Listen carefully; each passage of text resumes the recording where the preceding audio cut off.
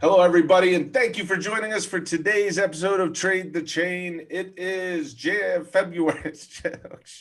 It is February 3rd. Sorry about that. We actually have a cool episode coming up, but we're joined by our crypto analysts, Monty and CJ from MarketRebellion.com. My co-host, Ryan Gorman, is out traveling somewhere. Who might post pics at some point, not sure. But it's not a hot tropical island, I'll tell you that. But today's episode is going to be kind of fun. We're going to go over the big boards, obviously, to give you your daily dose of what's happening with Bitcoin and Ethereum. But then we're going to dive into three dexes and kind of just rumble about and see what happens with that conversation. It's going to be Uniswap, Sushiswap, and Kyber Network. So that'll be fun. And then we're going to close out with something that's been kind of an outlier. A lot of people made some big bets on this, thinking it was going to make their career. But StormX is going to be our closeout, and it really did pump over the last couple of days. I know it's been the talk in our community, but I will let CJ take it from here to go in with a lead in. Yeah, just a reminder that none of this is financial advice. We are not financial advisors, and anything in this show said today should not be construed as such. Trade the Chain is also brought to you by Trade the Chain, a sentiment dashboard driven by AI and an API connected directly to Twitter. And so essentially the dashboard looks like this. It will allow you to see the long-term sentiment, the hourly, daily, and 1 hour projected range with a full community of traders all around the world trading off this sentiment dashboard, sharing ideas. So a really great community over there in Trade the Chain, growing more each and every day. And then, of course, we have Market Rebellion Crypto. You can find us at marketrebellion.com/crypto. But get access to exclusive trade ideas, Monty and I's macro portfolio allocations, a pro charting platform, a trading education curriculum, and an elite community of traders all throughout the world, and much more. If you're serious about trading crypto, this is the service that gives you everything you need all in one place. Start your first month trial for just $1 at marketrebellion.com/crypto.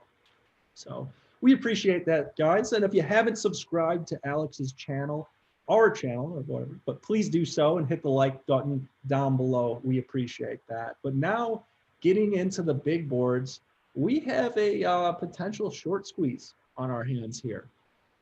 We have some tentative bullish price action, but I want to go to the 4 hour because we're hitting a sequential sell 9 on the 4 hour, despite the fact that we've had such a nice uptrend these past couple of days. The entire world is short, guys. We have never had so many shorts in the terms of CME futures contracts against Bitcoin.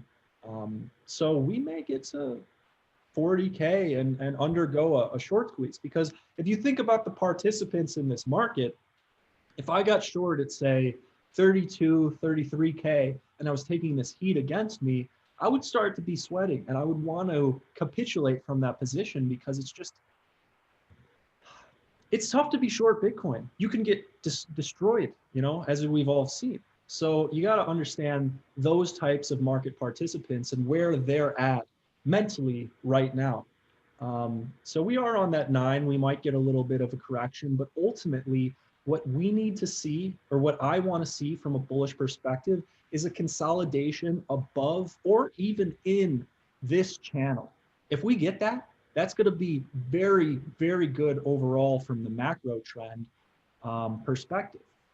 So waiting for that consolidation, but I'm much more bullish than yesterday, because we are starting to see some life, and who knows, we may get a short squeeze.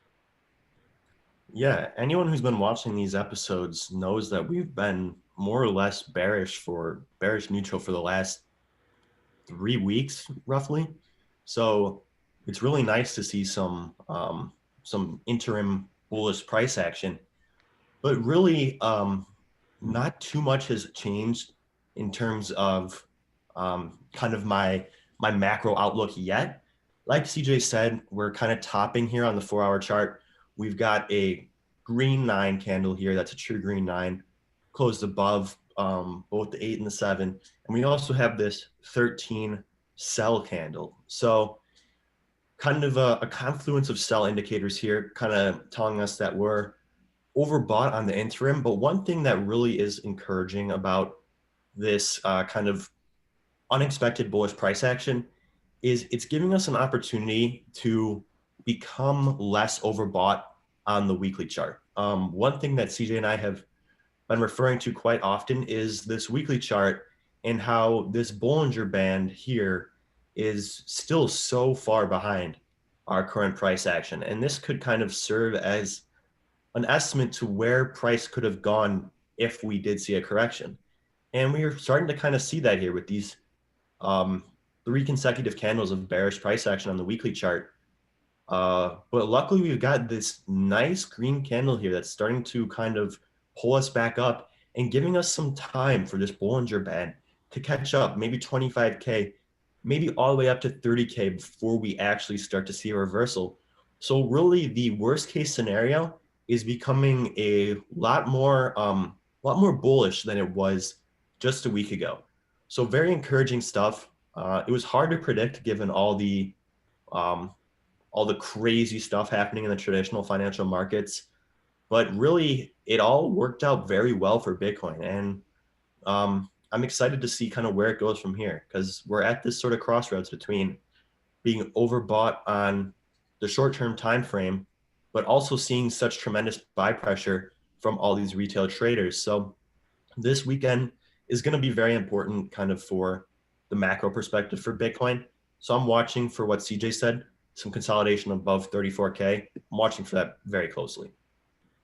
I just want to mention it that, it was last week. I actually mentioned it on Rob's channel, and then I mentioned it on this channel. And then actually during the live premiere of one of last week's episodes, I even put it in the into the live chat. Folks, I said it last week. I have our crypto hedge fund clients over at BQuant, and they have taken out over, I think we're up to about nearly $100 million in leverage or in loans and synthetic margin financing in order to finance their shorts. I said it last week. How much is a contract on BTC on the CME? Do we know that off the top of our head? I don't off the top of my head. No. So basically, you have a bunch of funds, and they're going to take this leverage and these hard loans in order to finance their short positions. So they're using those dollars to buy contracts on their short positions to go short. I said it was going to be a short-term first half of February play by the funds, and this is what we're looking at right now. You can't blame us. We tell you before it happens, guys.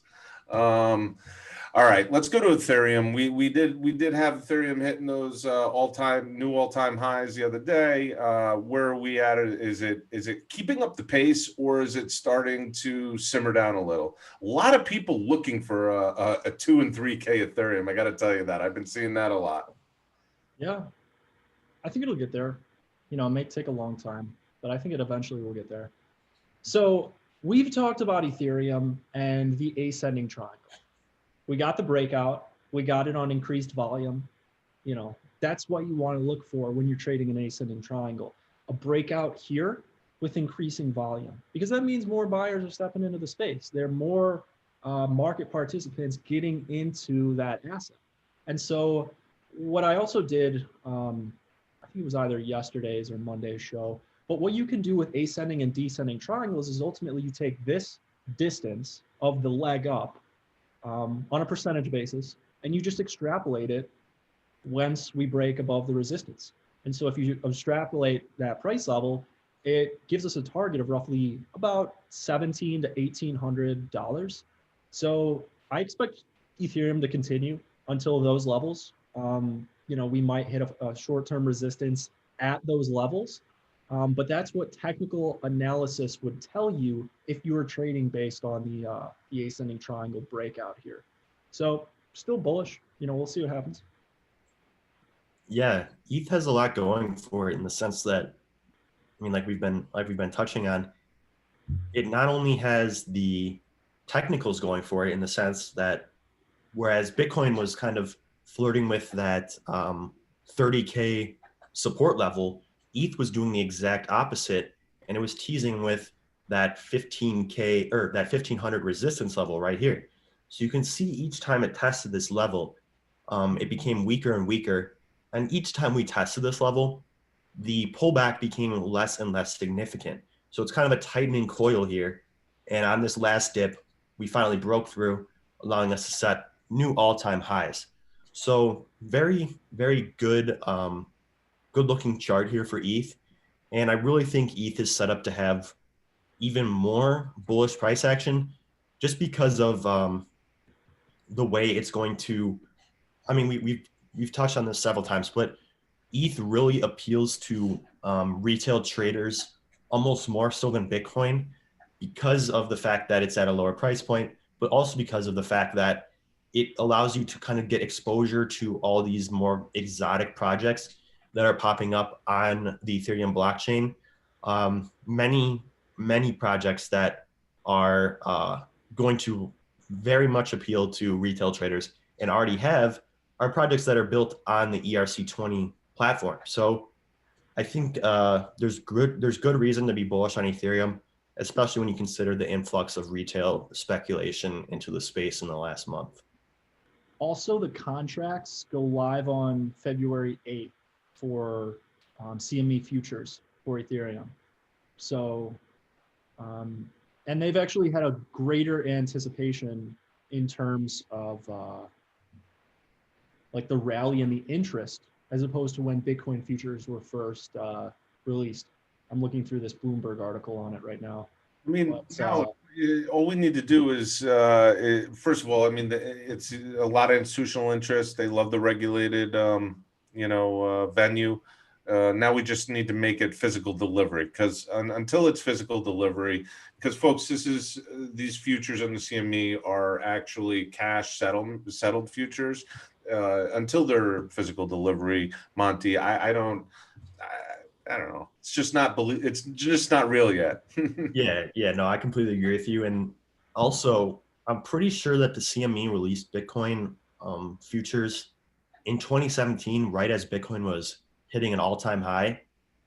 So it's kind of, that is, I mean, I want to be very bullish on ETH, but that almost is a red flag for me that ETH is also setting these all-time highs right as these futures are being announced. It may have a similar effect where this is kind of the top, and we're seeing this run up as a result of speculation about the futures rather than the launch of the futures, kind of a buy the rumor, sell the news type of instance. But yeah, I guess we'll see next week. Well, guys, let's move on to the two hottest decks in everybody's phone or speed dial. It's Uniswap and Sushi. So Sushi under ticker Sushi, Uniswap under the ticker Uni. Most arguably the two most popular DEX exchanges on the market right now for the masses. Sushiswap having a massive price action since about 6 weeks ago, going up from around the $2.25, $2.40 range, now sitting around $14.60. And it's also just, it won't stop locking in funds. So CJ, give us a little overview of what's going on here. Yeah, I will do that.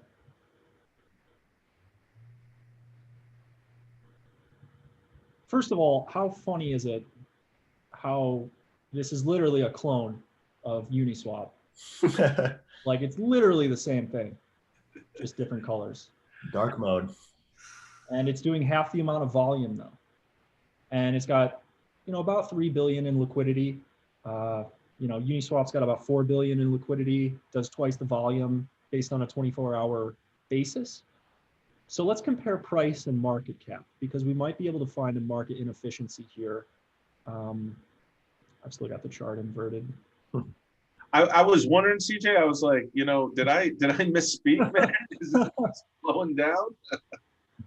Yeah, you can invert the chart. I like to do that just to get a neutral, unbiased perspective at certain points. But, you know, we mocked Sushi because of the name and when the chef originally left the kitchen back here. But look who's talking now, right? What type of percentage increase was this? I mean, we're bullish. We've gone straight up. We're creating higher highs and higher lows. Exactly what you want to see from classical Dow theory on a technical analysis basis. We're on that green 5 on sequential. Volume dying down a little bit, but it's not really that significant. But I'd still be bullish on Sushi. Let's see what that rise was. 1,400% since November, so not too shabby. Wow. How's Uni doing against that? If we look at an overlay, I mean, is it going up in the same percentage metrics? Oh boy. I think it's overpriced relative to Sushi and Kyber Network. Actually, I might be mistaken. So we've had roughly a 600% increase in Uniswap Tether pair since November, whereas Sushi has been 1,400. So that's pretty interesting. Yeah, that is really interesting, especially when you consider, like you said, CJ, that they're essentially clones of one another. If you look at the sort of the user experience of the two. So that really kind of makes me think that like people are just bullish on the idea of a decentralized exchange, and it may not be so much the pros or cons of these platforms themselves that are driving price action, but rather people's optimistic outlook on the future of decentralized exchanges. Yeah, and that's kind of where Kyber comes into play. KNC is the ticker on that one, but I'm going to see what Sushi's overall market cap is. How much I'm curious to see during that snapshot of time that you put out on the chart, CJ, from November to now, how much lockup was put into Sushi to how much lockup was put into Uni, and to see if that paralleled each other. This is really interesting because evidently Sushi has a market cap of about 2 billion, whereas I'm pretty sure Uni is close to 20 billion now. Yep. And 5 billion. I think that's not correct. Its fully diluted market cap is 20 billion. That's what yeah, because on here it's 20 billion. Okay. But that seems like a marketed inefficiency in my mind. If Sushi is doing half of the overall volume, but only has a market cap of like, 1/10 of that of Uniswap, either Uniswap is overpriced or Sushi is underpriced. But I don't know. What do you guys think? Those metrics are pretty interesting.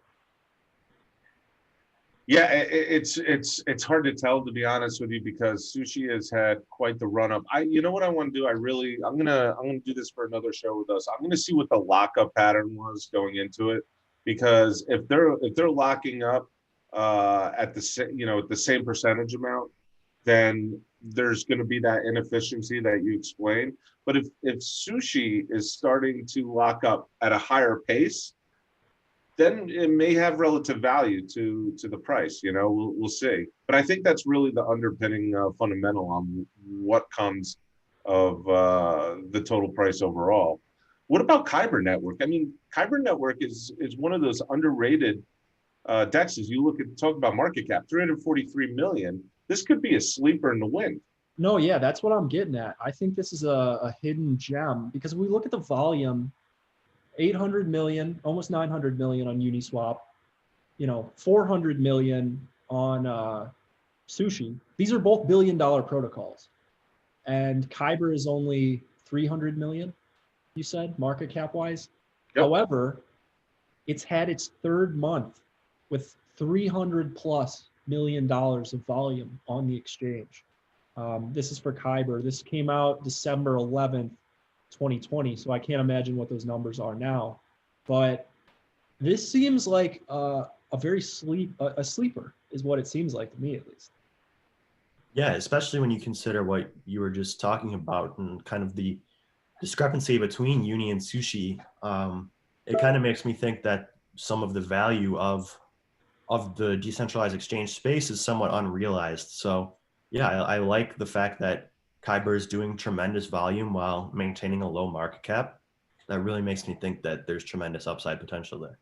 Well, there's one thing that's interesting. I mean, before the show, we were discussing some case examples of how some new people getting over into crypto are making their purchases, right? And one of the stories was, well, my buddy came in, he scrolled down to the lowest priced coin and bought in because he thought that's where the most opportunity was.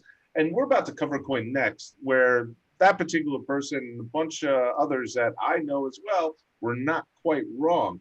But maybe this is the play here. We have $20 for Uniswap. We have $14.56 for Sushi, and we have $1.51 for Kyber, ticker KNC. So who knows? Maybe there's going to be a lot of interest now in the KNC with the new guys who want to look for that lesser priced option. We'll see. We'll have to check it out over the next couple of weeks. STMX, Stormy Daniels. That's one of the friends. I almost got caught saying Stormy Daniels because we were joking about it. Now it won't leave my mind. So my friend texted me. He goes, Stormy effing Daniels, the perfect storm, baby. Let's go. There were more effort put into the aftermath puns than the actual investment thesis to begin with. So let's find out what StormX is, first of all. Ticker STMX, folks, if you want to take a look on it. That actually is available on Voyager in the US, I think. Yes. For easy pickings. Otherwise, go to one of the Sushi or Unis. I want to talk to Pat about this because I think it will apply to Metcalfe's law, because what StormX is, and Ari Paul is actually invested in this as well. But what StormX does is it's this platform where you can buy consumer retail goods with crypto. You get cash back in crypto as a result. And if you hold StormX token, you get exclusive benefits to the platform. So if this app becomes really, really popular and there becomes a lot of users on it, look out, because it has that same type of Metcalfe's law type correlation. I think people kind of realize that over the week. And this thing still only has a market cap of roughly 60 million. Let me just make sure that's fully diluted. We're at 97 million. It changes, folks. It changes very fast. So you got to check those numbers. That's still a micro cap in the grand scheme of things. If Bitcoin goes to 200K and becomes a $1.5 billion asset class, I could see a lot of these small micro cap altcoins being lifted up from the double digit millions into the single digit $billion market cap category. We watched it happen in 2017. So I completely agree that when you invest in a vehicle like this, you're always kind of exposing yourself to the tremendous upside potential of Bitcoin in the next market cycle. But one thing I love about StormX is the fact that, like you said, CJ, it kind of falls under the principle of that Metcalfe's law. And I think it's such a safe investment to look at a cryptocurrency that has value beyond just people speculating that it's going to follow Bitcoin up in the next run up. If you have a utility that people are using independent of like just speculating on the value of StormX, they have an app, they have a marketplace. I think they can actually grow that user base and in turn grow the value of StormX. It's still very much in its infancy. But like you said, CJ, they're onboarding users at an incredible rate. And I think Metcalfe's law will apply here. So I think if StormX can keep doing what they're doing, stick to their business model, and incentivize users of the StormX app to hold StormX like they're doing currently, there is some real upside potential here.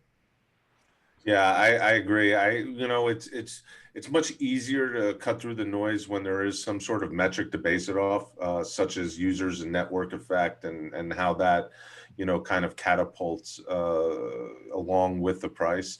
But yeah, a lot of people made this bet not even digging that deep. They just threw their cards on the table and said, let's go. And hey, they played that trade right. It went well. It's gone up tremendously and hopefully has another bunch of room left for it. That'll be all from us, folks. Thank you so much for joining us.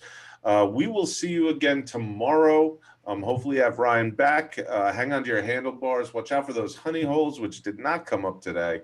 And happy trading.